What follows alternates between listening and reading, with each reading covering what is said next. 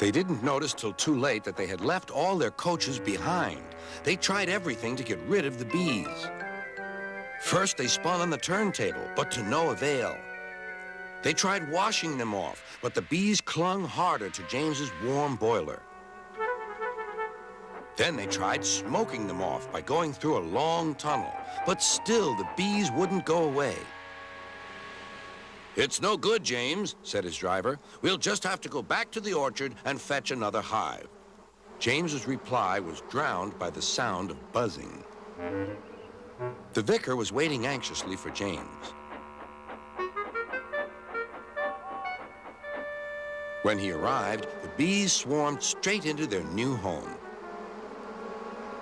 "Come on, James," said his driver. "What you need now is a good hose down." Later that evening, James was resting in the shed when the vicar came to see him. "Thank you for saving my bees," he said. "It's a pity it's not Christmas. Then we could call you James the Red-Nosed Engine." Everyone laughed, even James. But instead, they decided to call James the Bee's Knees, which means they thought he was more useful than ever.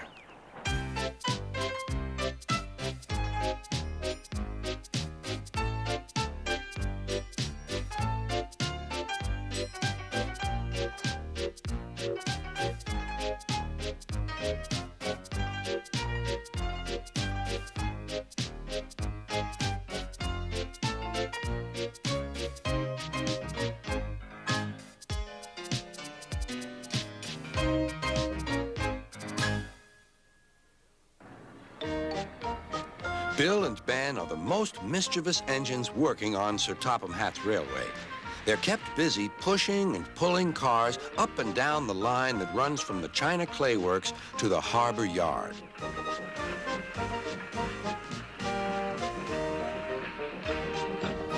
They like to have fun together and often play tricks on the workmen.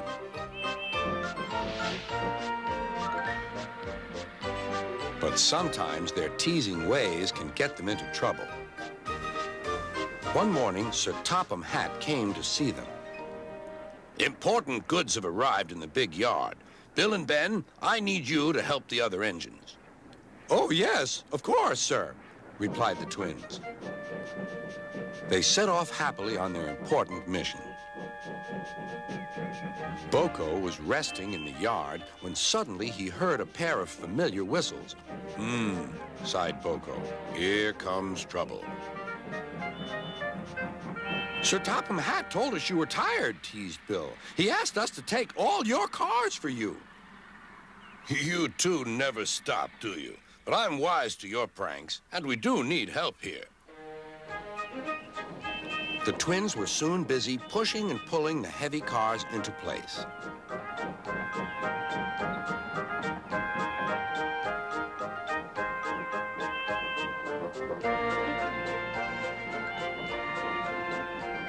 At last, the day's work was done.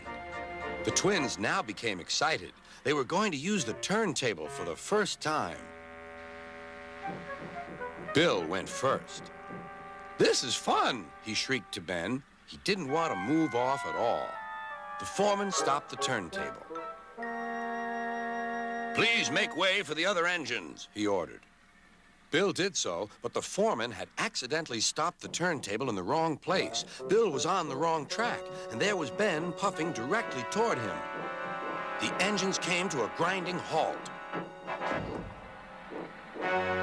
They gazed grimly at each other.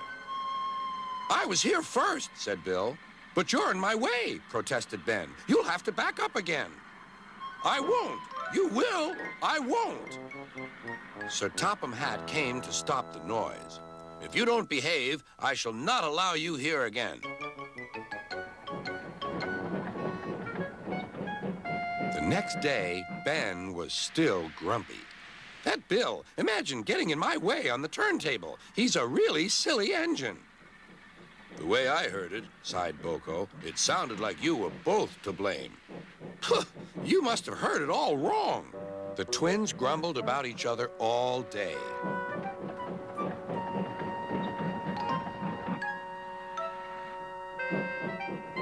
Even kind Edward lost patience. All this grumbling spreads bad atmosphere in the yard. You're quite right, and that's why I've come up with a plan. Boko whispered his plan to Edward. Then his driver told Sir Topham Hatt, "I'll start making arrangements right away." The next morning, he called Bill and Ben into the yard. "Boko is taking a special train to the harbor. His regular heavy goods train is waiting on the siding. You can pull it together." But, protested Bill and Ben, who were still not speaking to each other. "Good. I knew I could rely on you two." "I'll take the train myself," huffed Ben. "Go right ahead," said Bill. Ben was coupled up to the train of freight cars, but they were too heavy for him to move alone. "Go on," teased Bill. "I can't," said Ben. Then suddenly both twins laughed. "I don't think we'll take turns this time, Ben," said Bill. "I think we'd better pull together." Ben was delighted. It was good to be helping each other.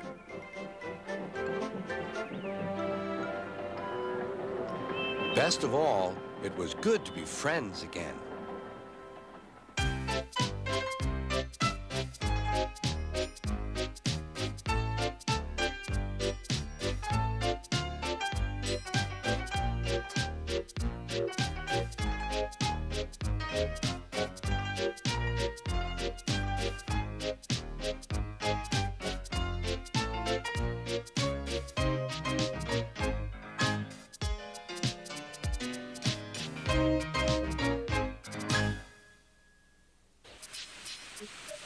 One morning, Edward was waiting to pick up passengers from Thomas's train. "Beep, beep, we're late. Where is Thomas? He doesn't usually make us wait."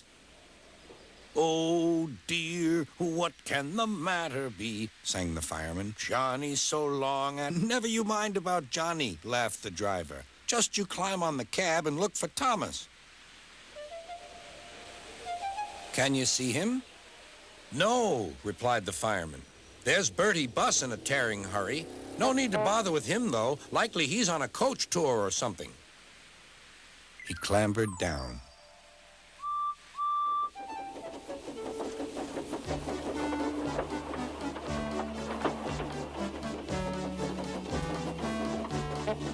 "Stop! Stop! I've got Thomas's passengers," wailed Bertie, roaring up to the gates. It was no good. Edward was gone. "Bother," said Bertie. "Bother Thomas's fireman not coming to work today. Why did I promise to help the passengers catch the train?"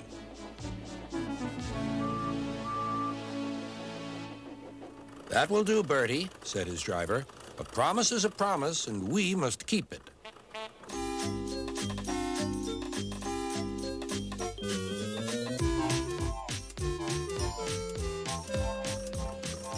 "I'll catch Edward or bust," said Bertie.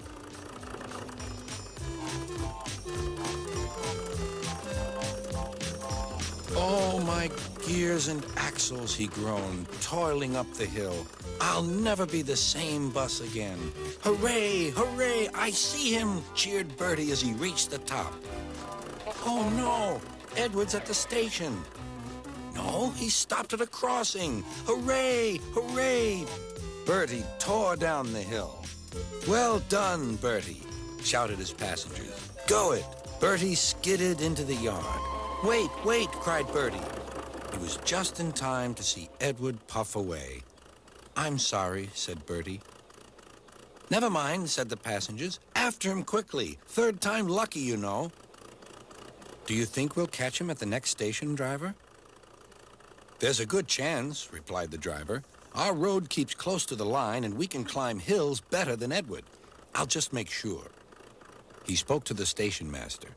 Bertie and the passengers waited impatiently.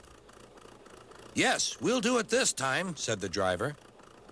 "Hooray!" called the passengers as Bertie chased after Edward once more.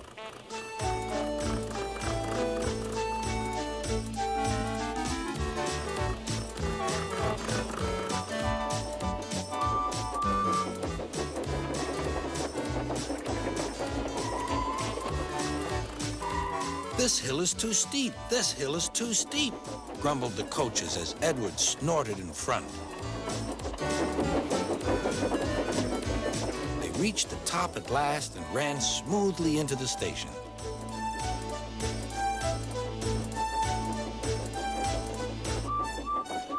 "Beep," whistled Edward.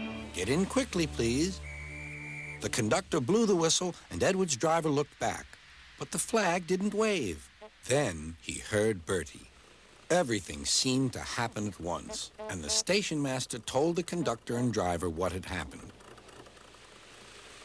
"I'm sorry about the chase, Bertie," said Edward. "My fault," replied Bertie. "Late at Junction, you didn't know about Thomas's passengers?" "Beep, beep. Goodbye, Bertie. We're off," whistled Edward. "3 cheers for Bertie," called the passengers. Bertie raced back to tell Thomas that all was well.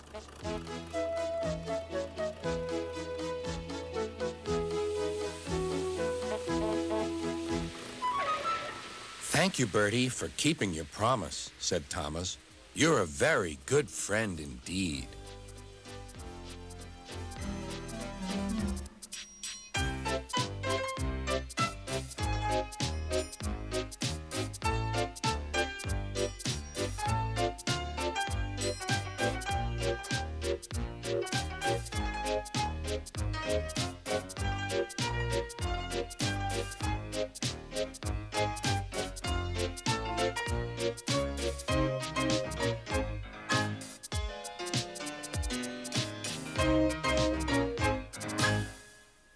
One morning, Bill and Ben were busy at the quarry, pushing and pulling cars filled with clay into their proper places. The twins are cheeky and love playing tricks, but they were growing restless. "Listen, Bill," said Ben. "Can you hear something?" "What sort of something?" asked Bill. "Something different," replied Ben. "I can't hear anything different," said Bill. "Exactly," huffed Ben. "Everything is the same. Sounds the same, looks the same. What we need is a surprise." "Surprise what?" asked Bill. Before Ben could answer, the quarry master arrived. "I have just received a message from Sir Topham Hatt. He wants you to go to the station at the harbor." "I wonder what we've done wrong this time," said Bill anxiously. "It must be you," replied Ben. "Why me?" exclaimed Bill. "I've not done anything."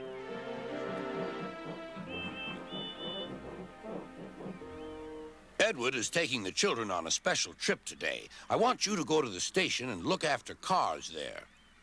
"We'll do our best, sir," said the twins.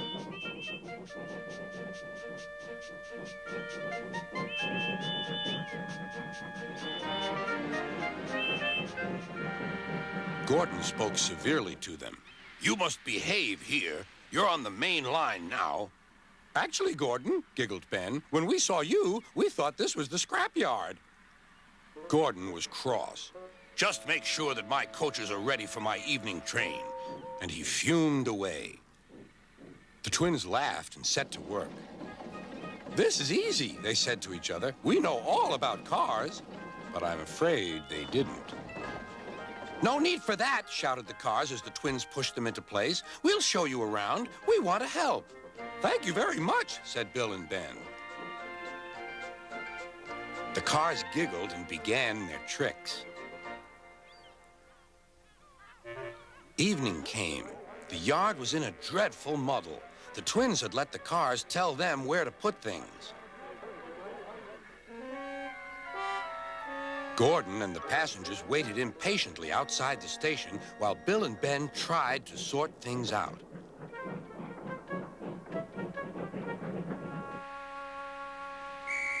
But by the time Gordon was able to leave, it was very late indeed. Next day, the twins were working at the quarry again.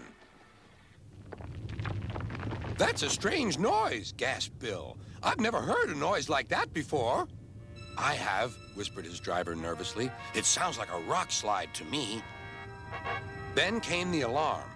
"Danger! Clear the quarry!" shouted the quarry master. Workmen scrambled into the cars. "Thank goodness we're here," said the twins. They were just puffing out of the quarry when, "Help! Wait for me!" A workman had been left behind. Ben waited as the man climbed quickly aboard. The twins left the quarry just in time.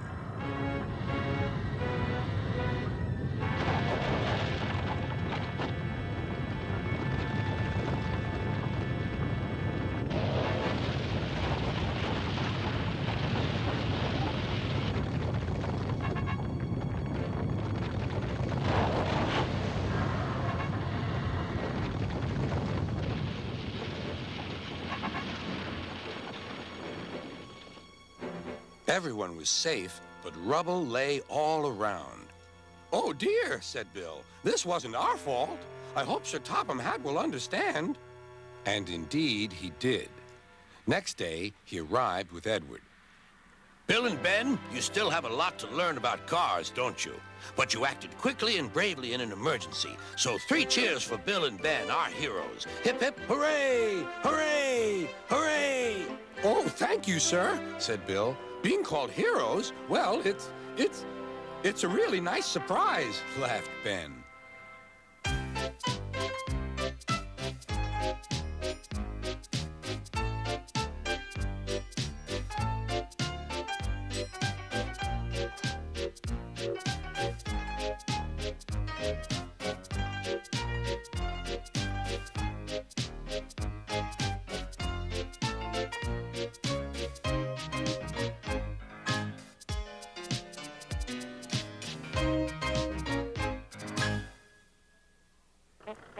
It was a special holiday on the island of Sodor. Bertie the bus was working harder than ever before. All the engines were busy too.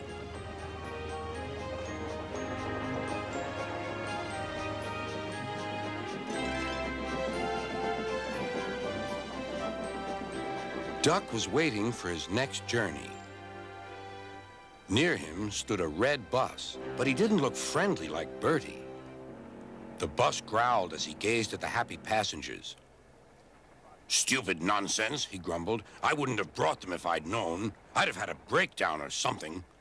"I'm glad you didn't," smiled Duck. "You'd have spoiled their fun." Bah! Enjoyment is all you engines live for. One day railways will be ripped up. Duck felt shocked at such an idea. "We have a friend called Bertie, and he's a bus, but he likes the railway. Sometimes he teases us about it, but he'd never want to see it ripped up." "Huh," growled the bus. "I know Bertie. He's too small in size to be of any use." Duck took no notice. "That bus is silly," he thought, as he steamed away. At the junction, Duck told Oliver all about him. "I call him Bulgy," chuckled Oliver, and then he puffed happily away.